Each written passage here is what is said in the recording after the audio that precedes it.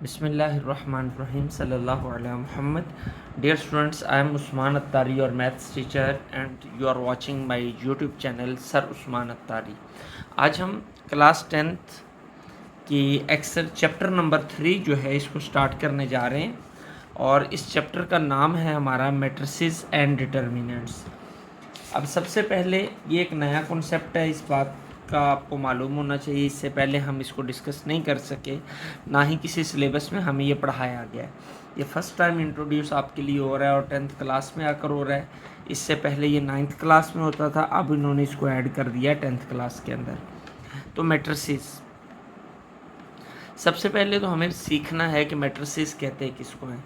जब तक हमें ये नहीं पता चलेगा कि मैट्रिसेस होते क्या हैं, तो तब तक हम इसे सॉल्व करना हमारे लिए मुश्किल हो जाएगा। तो एक बात याद रखिए कि मैट्रिसेस का जो कॉन्सेप्ट है ये सबसे पहले आर्थर कैले ने पेश किया था। आर्थर कैले ने मज़ीद इसके इंट्रोडक्शन के अंदर इसकी वजाहत मज़ीद दी गई है, आप उसको देख लीजिएगा। तो बहरहाल अभी हम बढ़ते हैं मैट्रिसेस किसे कहते हैं। डिटर्मिनेंट्स अगला पोर्शन है इस चैप्टर का, जब उसकी बारी आएगी तब उसको डिस्कस करेंगे। तो मैट्रिसेस बेटा नंबरों की एक ख़ास तरतीब से लिखने का नाम है, कि नंबरों को इस अंदाज में एक ख़ास तरतीब से लिखा जाए, थोड़ी जगह छोड़कर ऊपर नीचे, और बाद में इनको स्क्वायर ब्रैकेट्स के अंदर बंद कर दिया जाए। तो ये जो हमारे सामने फॉर्मेशन आती है इसको मैट्रिक्स कहते हैं। मैट्रिक्स इसकी जमा होती है मैट्रिसेस, और इसको उर्दू में कहते हैं कालब। तो एक मैट्रिक्स या एक कालब को ये लिखने का तरीका है। इसकी डेफिनेशन भी याद करना होगी। डेफिनेशन अगर हम बुक के ऊपर देखें तो पहले ही पेज पर हमें गिवन है चैप्टर में, a matrix is a rectangular array in shape whose elements are written within square brackets in a specific order। यानी जिसके एलिमेंट्स जो हैं वो स्क्वायर ब्रैकेट में एक ख़ास तरतीब से लिखे होते हैं, इन रोज़ एंड कॉलम्स। तो अब हम गौर करें तो दो तरह की लाइनों के अंदर ये नंबर हमारे मैट्रिसेस के अंदर लिखे हुए हैं। उन लाइनों को ये देखें, एक इस तरतीब में और दूसरा ऊपर से नीचे को है। ये जो वर्टिकल लाइन में नंबर लिखे हुए हैं, ये जो वर्टिकल लाइंस बन रही हैं, कितनी बन रही हैं? एक ये बन रही है, ये 2 और ये 3। ये जो वर्टिकल लाइंस होती हैं इनको कहते हैं कॉलम्स। ठीक है, ये वाली लाइंस, एक कॉलम, ये दूसरा कॉलम, ये तीसरा कॉलम, ये वर्टिकल लाइंस कहलाती हैं कॉलम्स। और दूसरा है रोज़, ये वाली लाइंस, एक इधर को, ये 1 2 3 वाली लाइन, 4 5 6। तो ये वाली जो वर्टिकल लाइंस हैं इनको हम कहते हैं रोज़। इनको क्या कहा जाता है? रोज़। तो इस मैट्रिक्स के अंदर कितने कॉलम्स हैं? 3 कॉलम्स हैं और 2 रोज़ हैं। ओके, अब किसी भी मैट्रिक्स को जाहिर करने के लिए हम इंग्लिश के अल्फ़ाबेट्स को यूज़ करते हैं। इंग्लिश के कैपिटल अल्फ़ाबेट्स को यूज़ किया जाता है। किसी भी अंदाज में हम मैट्रिक्स को लिख सकते हैं। ये भी एक मैट्रिक्स है हमारे पास। इसमें कितने कॉलम्स हैं? इसमें 2 कॉलम्स हैं और 2 ही रोज़ हैं। पहले वाली जो एग्जांपल हमने की उसमें 3 कॉलम्स थे और 2 रोज़ थी। इसी तरह और हम लिखते हैं 0 4, ये भी एक मैट्रिक्स है। इसमें 2 कॉलम्स हैं और 1 रो है। नाम इसको कोई भी इंग्लिश का अल्फ़ाबेट दिया जा सकता है, कैपिटल लेटर से इसको शो किया जाता है। और ब्रैकेट के अंदर ये जो नंबर्स होते हैं हमारे, इनको हम कहते हैं element of matrix. Elements of matrix. ठीक है, तो रोज़ का भी हमें पता चल गया, कॉलम्स का भी पता चल गया, इनको जाहिर कैसे किया जाता है, और मैट्रिक्स किस्सा मुख्तसर मैट्रिसेस कहते किसको हैं, और एंट्रीज या एलिमेंट्स क्या होते हैं, ये हम जान चुके। अगला टॉपिक है हमारा order of a matrix. Order or size of a matrix, कि किसी मैट्रिक्स के ऑर्डर से क्या मुराद है, तरतीब से क्या मुराद है। मैं फ़र्ज़ कर लें यहाँ पर एक मैट्रिक्स लिखता हूँ, A इज़ इक्वल टू 2 5 9 7 6 4। ये एक मैट्रिक्स लिखा। तो इस मैट्रिक्स के ऑर्डर से मुराद क्या है? इस मैट्रिक्स के ऑर्डर से मुराद है number of rose by number of columns. कि पहले हमने बताना है कितनी रोज हैं, रोज को पहले लिखा जाएगा। कितनी रोज हैं? 2 रोज हैं, 2 क्रॉस कॉलम्स कितने हैं? 1 2 3 कॉलम्स है, तो 2 क्रॉस 3 इसका ऑर्डर है। ऑर्डर कितना है? 2 क्रॉस 3, या इसे हम पढ़ते हैं 2/3। ये ज़्यादा बेहतर है। क्या पढ़ा जाएगा? 2/3। पहले हमने रोज लिखनी है, फिर कॉलम्स लिखनी है। यहाँ पर एक और मैट्रिक्स हम लिखता हूँ मैं, सिंपल। ये एक मैट्रिक्स है। अब कहा जाता है इसका ऑर्डर लिखें, तो इसका ऑर्डर क्या होगा? एक ही रो है और एक ही कॉलम है, तो पहले रो लिखी जाएगी, फिर 1/1 या 1/1, जैसे मर्जी लिख लें, दोनों पढ़े इसी अंदाज में जाते हैं 1/1। ठीक है। और इसके लिए जो टर्म यूज़ होती है ऑर्डर के लिए, उसको हम कहते हैं m/n। m से मुराद क्या है? नंबर ऑफ रोज़, यानी पहले रोज़ लिखी जाती हैं, और n से मुराद क्या है? Number of columns. बात क्लियर हो गई? तो अब हमारा लास्ट कॉन्सेप्ट है इससे रेलिवेंट, मैट्रिसेस से रेलिवेंट, जो कि हमने आज करना है, वो है इक्वल मैट्रिसेस। Equal matrices. अब दो मैट्रिक्स इक्वल कब होते हैं? दो मैट्रिक्स, फर्ज कर ले मैं यहाँ पर दो मैट्रिक्स लिखता हूँ, 4 6 9 2। एक और मैट्रिक्स लिख देता हूँ, 2 + 2 7 - 1 9 1 + 1। ये मैंने दो मैट्रिक्स लिखे। तो दो मैट्रिक्स में अगर हम गौर करें, यहाँ पर 4 है तो यहाँ पर भी 4 है, क्योंकि 2 + 2 4 ही होता है। ये 6 है तो ये भी 7 - 1 6 ही है। ये 9 तो ये भी 9। यहाँ पे 2 है तो ये भी 1 + 1 2 ही होता है। इस पे हम गौर करें। इक्वल मैट्रिक्स के लिए दो कंडीशंस का पूरा होना ज़रूरी है। दो मैट्रिक्स हम कह सकते हैं कि वो दोनों इक्वल हैं अगर उनका ऑर्डर सेम है। पहली कंडीशन क्या होनी चाहिए? फुलफिल, वो है ऑर्डर सेम होना चाहिए। तो हम इसकी देखें 2 रोज़ और 2 कॉलम्स, तो इसकी भी 2 रोज़ और 2 कॉलम्स। तो पहली कंडीशन तो पूरी होगी। दूसरी, कॉरस्पॉन्डिंग एंट्रीज या corresponding elements should be same. यानी जो कॉरस्पॉन्डिंग एलिमेंट्स हैं, यानी कॉरस्पॉन्डिंग एलिमेंट्स से क्या मुराद है कि यहाँ पर जो एलिमेंट है उसकी मुतल्लिका जगह पर दूसरे मैट्रिक्स के अंदर ये दोनों कॉरस्पॉन्डिंग है। तो इसका कॉरस्पॉन्डिंग देखें तो दोनों सेम है, ये भी 4 है, ये भी 4 है। इसका कॉरस्पॉन्डिंग क्या होगा? ये वाला 7 - 1 9 9 2 और 2 सारे सेम है। इसका मतलब है ये दोनों मैट्रिसेस जो हैं वो आपस में क्या हैं? इक्वल हैं। दो मैट्रिसेस तब इक्वल होते हैं कि अगर उनका ऑर्डर सेम हो और साथ में उनके कॉरस्पॉन्डिंग एलिमेंट्स जो हैं वो भी सेम हों। तो अब बढ़ते हैं एक्सरसाइज की जानिब। एक्सरसाइज 3.1। सबसे पहला question, which number of rose and columns, which right the number of rose and number of columns in each matrix. हमने हर मैट्रिक्स की रोज़ की तादाद और कॉलम्स की तादाद बतानी है। तो पहला ये मैट्रिक्स ए है, रोज़ कितनी है? 1 और 2, 2 रोज़ हैं, 1 और 2 कॉलम्स है। तो यहाँ हम लिख लेंगे रोज़ कितनी हैं 2 और कॉलम्स कितने हैं 2, बस इतना सा काम है। इसकी रोज़ कितनी है? 1 2 3, 3 रोज़ और 1 कॉलम।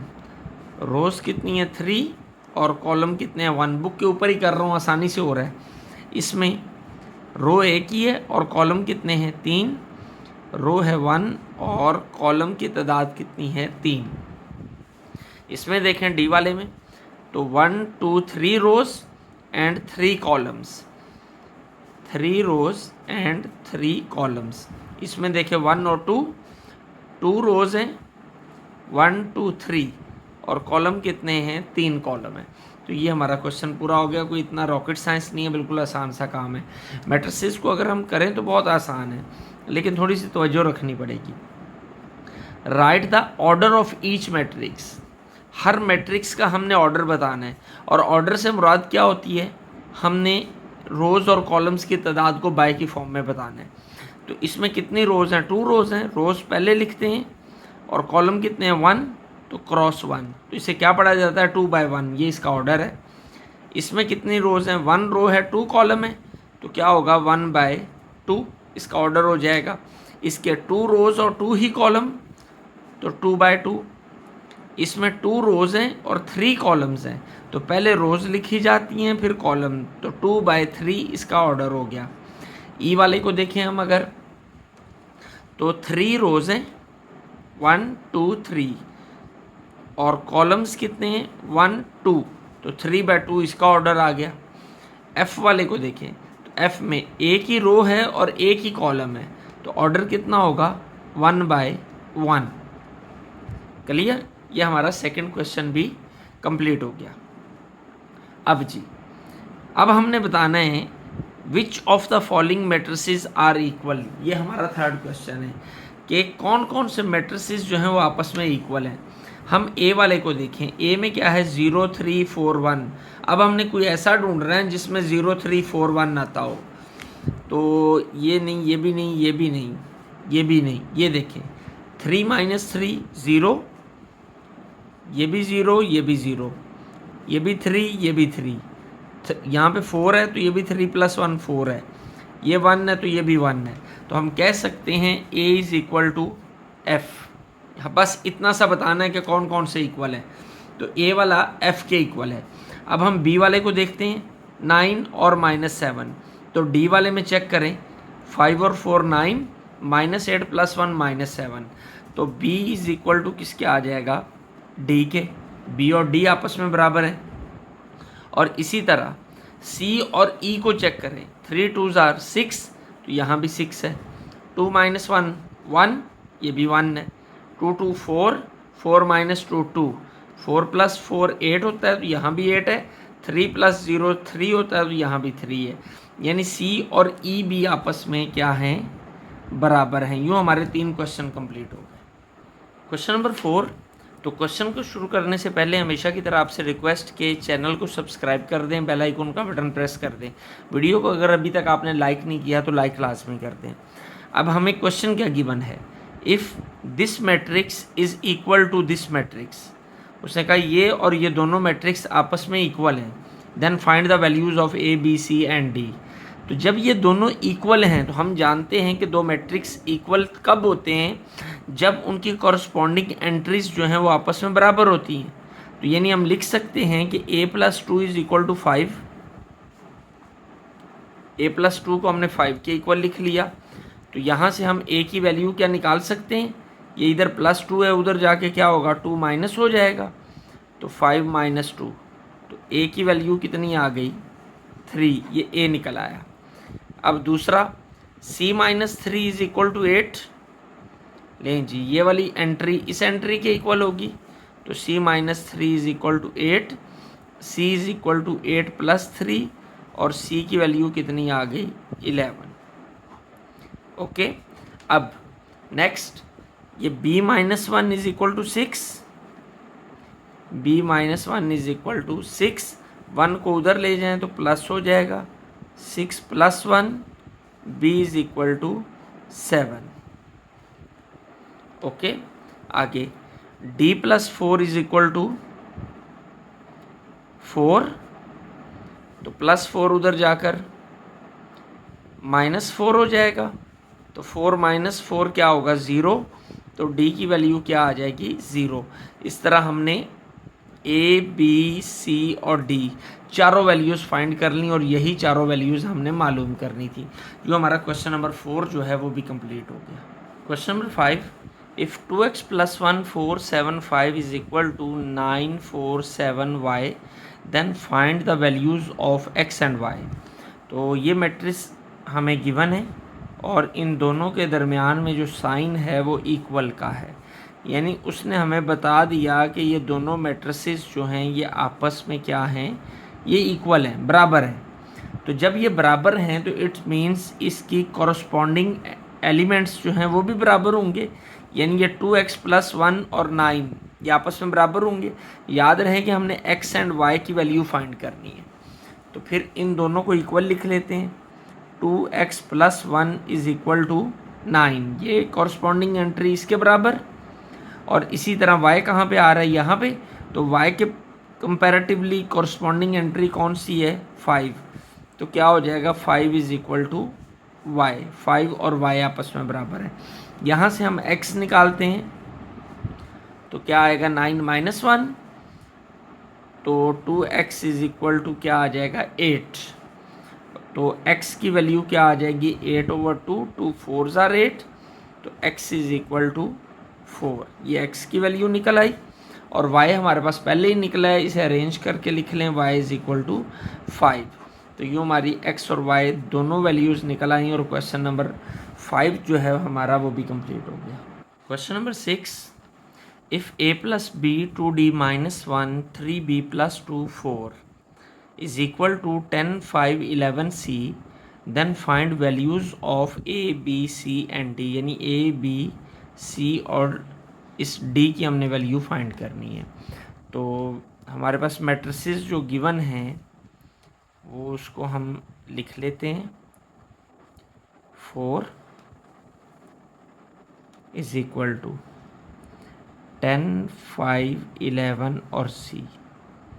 जी, अब हमें ये गिवन है और कहा गया है कि इन दोनों के दरमियान ये इक्वल का निशान जो लगा हुआ है, इसका मतलब है ये दोनों आपस में बराबर भी हैं। जब ये दोनों आपस में बराबर हैं तो इट मीन्स इनकी ये जो कॉरस्पॉन्डिंग एलिमेंट्स हैं या कॉरस्पॉन्डिंग एंट्रीज हैं वो भी आपस में बराबर होंगी। तो हम लिख लेते हैं a plus b is equal to 10, फिर 2d minus 1 is equal to 5, ये इसके इक्वल आ गया। 3b plus 2 is equal to किसके आ जाएगा 11 के, और c इज इक्वल टू 4, या 4 इधर 4 है तो 4 इज इक्वल टू c कर ले, 4 इज इक्वल टू c। इसको हम नंबर 1 कह लेते हैं, इसको 2 कह लेते हैं, इसको 3 कह लेते हैं, इसको नंबर 4 कह लेते हैं। ओके जी, अब हम अगर गौर करें इस सेकंड इक्वेशन पर, देखें फर्स्ट के अंदर a और b दो वेरिएबल आ रहे हैं, इसलिए इसको हम थोड़ी देर के लिए छोड़ देते हैं। हम सेकंड को देखते हैं, तो सेकंड में एक ही वेरिएबल है, d है, तो d की वैल्यू आसानी से निकल सकती है यहाँ से। तो हम लिखेंगे फ्रॉम इक्वेशन 2 से क्या करेंगे, 2 आगे 2d minus 1 is equal to 5, ये माइनस 1 उधर जाके क्या होगा प्लस 1, तो 5 प्लस 1, तो ये क्या आ जाएगा 6, ये 2 इधर आके डिवाइड होगा, 2 3s are 6, तो d की वैल्यू कितनी आ गई, लें जी d की वैल्यू हमने निकाल ली 3। अब अगर हम 3 पे गौर करें थर्ड इक्वेशन पे, तो इसमें भी एक ही वेरिएबल है, ये लें थर्ड में भी एक ही वेरिएबल है b, तो इससे भी हम b की वैल्यू निकाल सकते हैं। तो फ्रॉम इक्वेशन 3, तो वो क्या है 3b plus 2 is equal to 11, 2 को उधर ले जाएं, 2 उधर जाके माइनस होगा तो क्या आ जाएगा 9। अब तो b किसके इक्वल आएगा, ये 9 और 3 इधर डिवाइड हो जाएगा, 3 3s are 9 और b की वैल्यू हमारे पास क्या आ गई 3, b भी निकल आया। अब अगर हम इक्वेशन नंबर 4 पर गौर करें, तो फ्रॉम इक्वेशन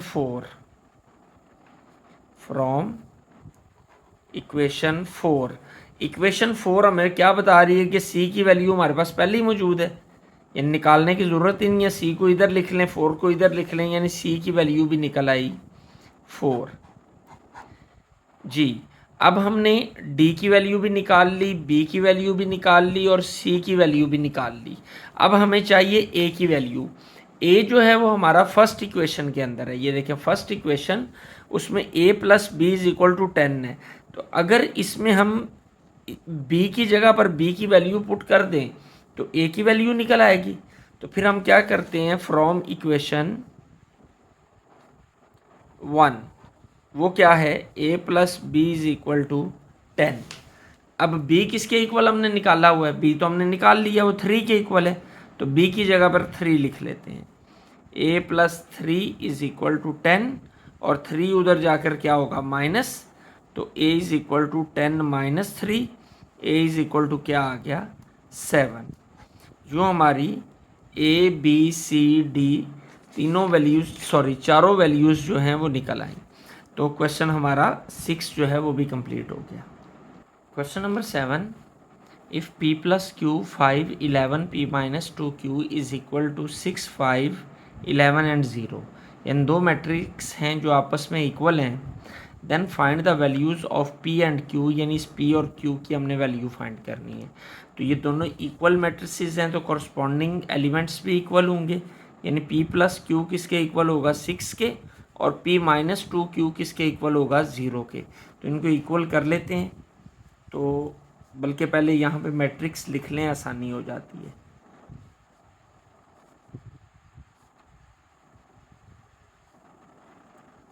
इक्वल टू 6 5 11 और 0 जी। अब p plus q is equal to 6 और दूसरी इक्वेशन क्या बनेगी, p minus 2q is equal to 0।